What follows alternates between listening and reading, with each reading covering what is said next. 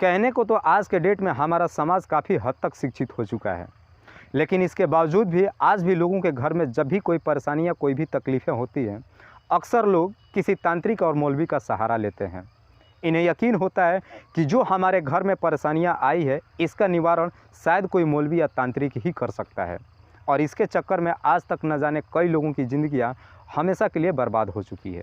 आज की कहानी में भी सेम कुछ ऐसी होता है, जिसकी वजह से दो लोग हमेशा हमेशा के लिए इस दुनिया को छोड़ के चले जाते हैं, और जब इनकी दुनिया को छोड़ के जाने का असलियत लोगों के सामने आता है तो इसे सुनने के बाद किसी को भी अपने कानों पे यकीन ही नहीं होता है। वाकई में दोस्तों, आज की जो ये कहानी है, ये आपको भी हैरान कर देने वाली है, परेशान कर देने वाली है। नमस्कार, आदाब, मैं हसमुद्दीन और आप देख रहे हैं सफ़र क्राइम तक। आज की जो सच्ची घटना मैं आपको सुनाने वाला हूँ, दरअसल ये घटना है राजस्थान प्रदेश की।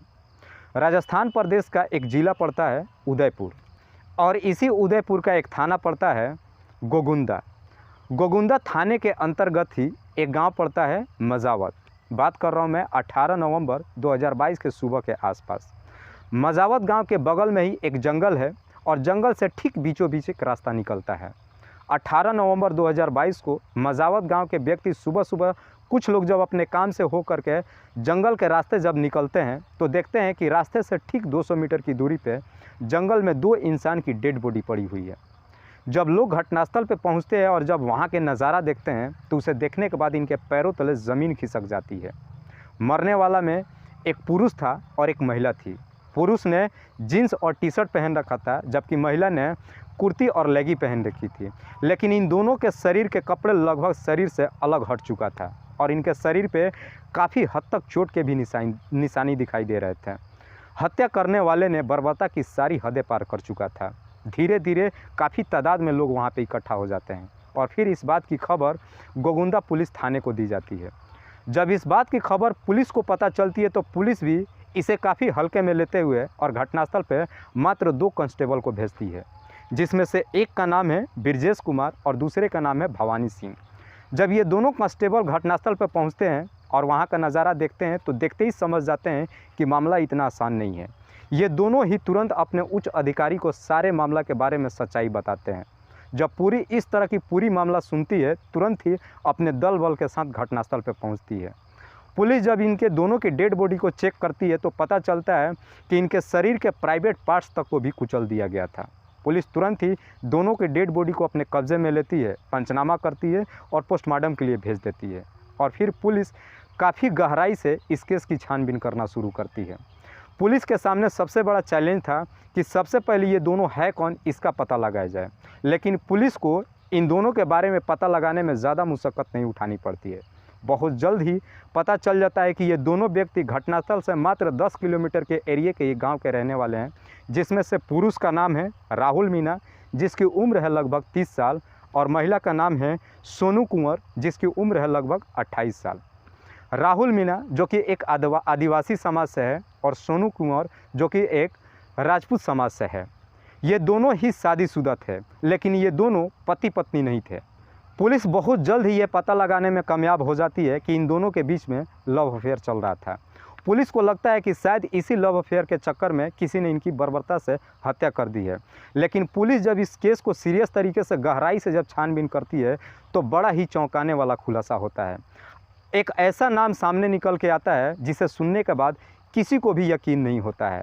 पुलिस लगभग 200 लोगों से पूछताछ करती है और लगभग 50 सीसीटीवी फुटेज खंगालती है, और मात्र 72 घंटे के अंदर ही इस केस का खुलासा कर देती है, जिसमें एक व्यक्ति का नाम आता है जिसका नाम है भालेश कुमार, जिसकी उम्र है लगभग 58 साल। भालेश कुमार जो कि भादवी गुणा इच्छापुर के शेषनाग मंदिर का एक पुजारी है। भालेश कुमार जो कि इस मंदिर में लगभग 8 सालों से लोगों की सेवा कर रहा है।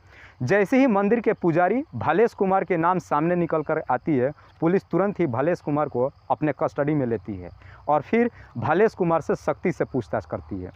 जब पुलिस भालेश कुमार से सख्ती से पूछताछ करती है तो आखिरकार भालेश कुमार अपना जुर्म कबूल कर लेता है।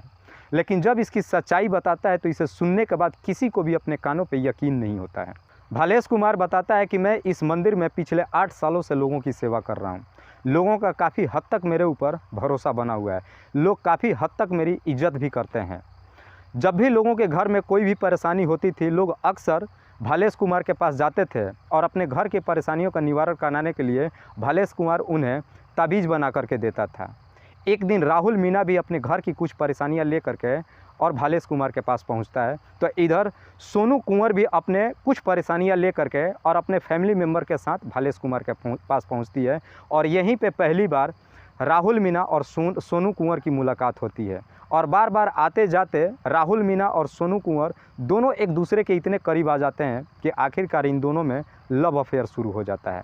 लेकिन भालेश कुमार जब सोनू कुंवर को देखता है तो भालेश कुमार का भी सोनू कुंवर के ऊपर नीयत डोल जाती है। लेकिन भालेश कुमार को बहुत जल्द ही मालूम चल जाता है कि दरअसल राहुल मीणा और सोनू कुंवर के बीच में लव अफेयर शुरू हो चुका है। इसलिए भालेश कुमार का कोई भी अपना दाव पे सोनू कुंवर के ऊपर नहीं चल पाता है। राहुल मीणा और सोनू कुंवर अब भालेश कुमार के ऊपर वशीकरण का तंत्र मंत्र सीखने के लिए दबाव देना शुरू करते हैं, जो कि भालेश कुमार ये तंत्र मंत्र किसी भी कीमत पे राहुल मीणा और सोनू कुंवर को देना नहीं चाहता था।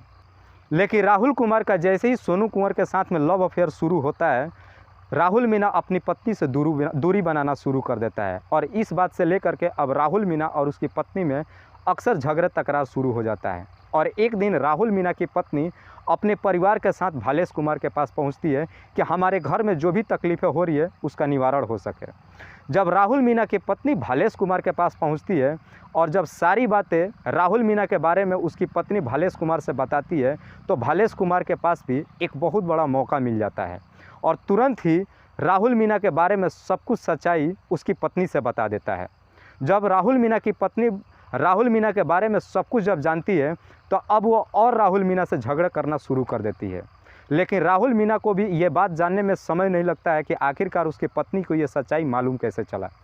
इसीलिए अब वो अपना वशीकरण का तंत्र मंत्र सीखने के लिए राहुल मीणा और सोनू कुंवर और भालेश कुमार के ऊपर दबाव देना शुरू करते हैं और कहते हैं कि अगर तुमने मुझे नहीं सिखाया तो हम समाज में जा कर के लोगों से बता देंगे कि तुम्हारा नियत सोनू कुंवर के ऊपर है, तुम उस पर गंदी नियत डालते रहते हो। जब इस तरह की बातें सोनू कुंवर और राहुल मीणा भालेश कुमार से कहते हैं, तो भालेश कुमार इस बात को सुन करके काफ़ी डर जाता है।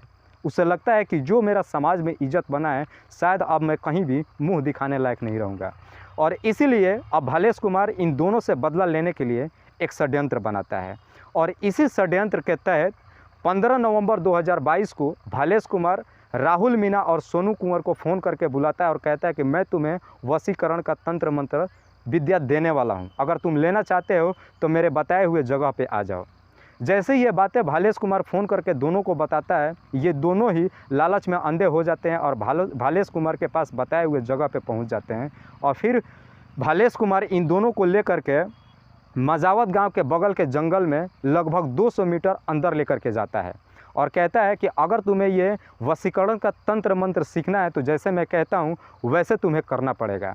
और भालेश कुमार अपना बदला लेने के लिए षड्यंत्र के तहत ही मार्केट से जा कर के लगभग 50 फेविक्विक का पाउच खरीद करके लाता है और उन सारे फेविक्विक को एक बोतल में इकट्ठा करके ले जाता है और अपने साथ उस जंगल में पहुंचता है।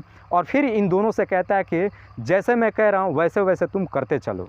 सबसे पहले भालेश कुमार कहता है कि अगर तुम दोनों एक होना चाहते हो तो मेरे सामने ही अपने कपड़े उतारो। ये दोनों ही भालेश कुमार की बात मान जाते हैं और तुरंत ही अपने शरीर के सारे कपड़े उतार देते हैं। और फिर भालेश कुमार कहता है कि तुम दोनों मेरे सामने ही संबंध बनाओ। ये दोनों वशीकरण तंत्र मंत्र विद्या सीखने के लालच में कुछ इस कदर अंधे हो चुके थे कि भालेश कुमार जैसे कहता है वैसे करना शुरू कर देते हैं। लेकिन जैसे ही ये दोनों संबंध बना रहे होते हैं, दोनों के शरीर से जब कपड़े हट चुका था, अचानक भालेश कुमार अपने ही षड्यंत्र के मुताबिक उस फेविक्विक के बोतल को इनके शरीर के ऊपर उड़ेल देता है। इससे पहले कि ये दोनों कुछ समझ पाते, फेविक्विक के इनके शरीर पे कुछ इस तरीके से चिपक जाता है कि जब ये दोनों एक दूसरे से अलग हटने की कोशिश करते हैं तो उसी की वजह से इनके शरीर के खाल भी उतर जाता है। इससे पहले कि ये दोनों अपने आप को संभाल पाते, भावेश कुमार अपने षड्यंत्र के तहत तुरंत ही अपने पास से एक तेज़धार हथियार निकालता है और तुरंत बगल से एक पत्थर लेकर के इनके शरीर पे कई सारे वार कर देता है और साथ ही साथ वार करते करते इनके प्राइवेट पार्ट को भी बड़ी बुरी तरीके से कुचल देता है, जिसकी वजह से दोनों की ही घटनास्थल पे ही मौत हो जाती है और फिर भालेश कुमार मौके से फरार हो जाता है। वाकई में दोस्तों, जब ये पूरी कहानी भालेश कुमार पुलिस वालों को बताता है तो इसे सुनने के बाद हर कोई हैरान था, परेशान था। फिलहाल पुलिस ने भालेश कुमार के ऊपर गंभीर धाराओं में मुकदमा दर्ज करके और जेल भेज दिया है। दोस्तों, इस कहानी को सुनाने का उद्देश्य मुझे किसी को परेशान नहीं करना है, किसी को तकलीफ़ नहीं पहुंचाना है। बस आपको बताना है आप जहां भी रहें सुरक्षित रहें और अपनों का ख्याल रखें। तब तक के लिए जय हिंद, जय भारत।